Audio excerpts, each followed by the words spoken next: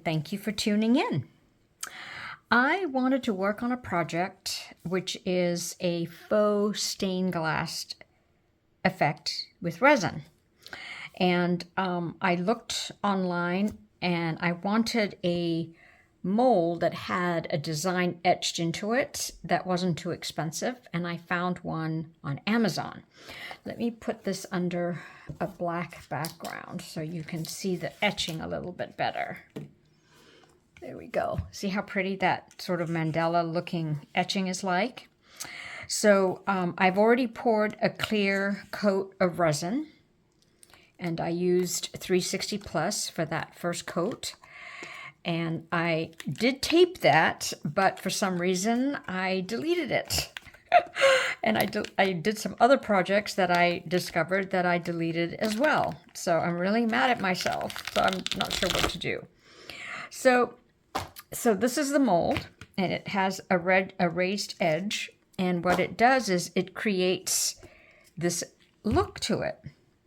And I suppose you could turn it this way and then follow the design and draw with a marker, but I am not very good at painting or drawing freehand. So on this side, where there is an etching, it makes I discovered it makes it easier.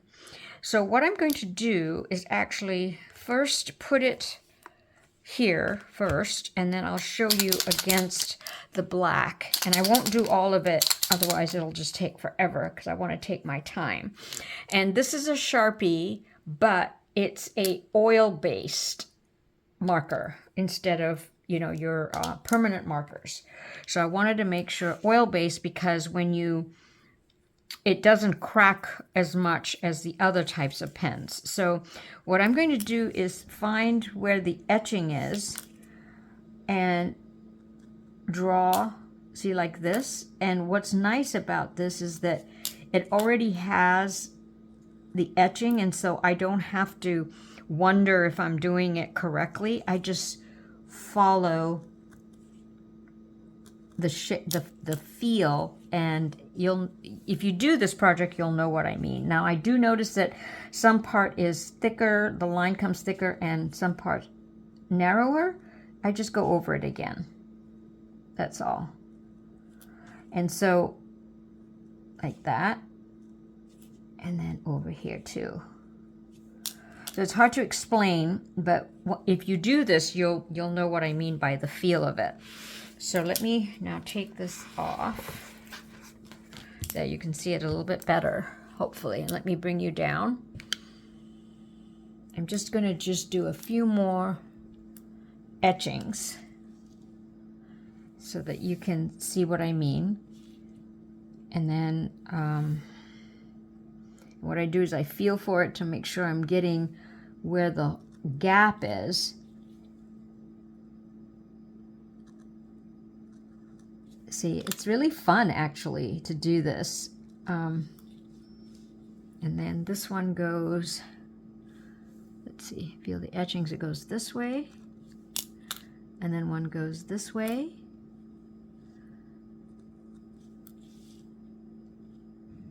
And if I just keep following, it'll just give me that edging look. So see what I mean? I hope. So it's really fun, this mold.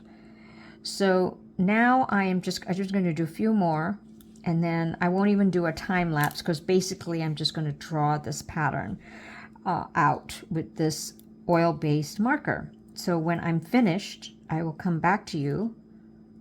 I'll just do one section here like that.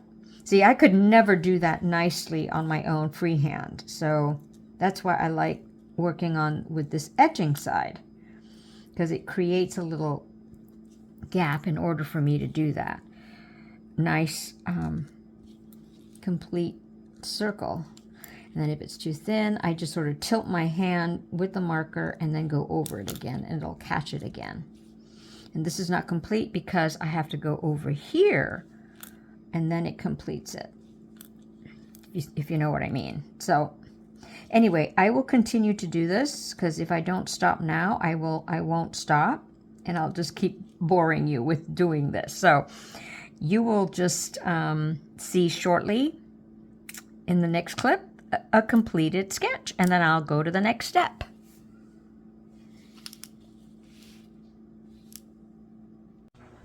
Alrighty, are you guys ready to see my outline drawing? I am kind of proud of myself. So this is the back, and this is the front for me, which is where the etching was. And that was really fun using this Sharpie oil-based marker pen. So I did my outline in black, which is really cool. I'm really happy with that design. It's really pretty. Now I'm going to use Duraclear gloss varnish, a whole bunch of different pigment powders, or mica powders, sorry, different colored ones. I'm not sure which one yet. And I'm going to use Let's Resin dye ink that I'm going to be placing in my my Duraclear. Got my little palette with little cups that I'm going to put the Duraclear in.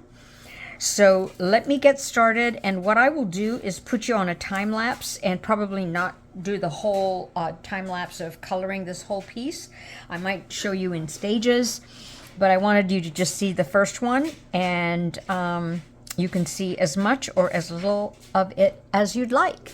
I was thinking about putting a little gemstone in there, so which I have, because it's going to be, this is the front side, so that might work. I will decide a little later. So enjoy the time lapse or not, and I will see you for the next step.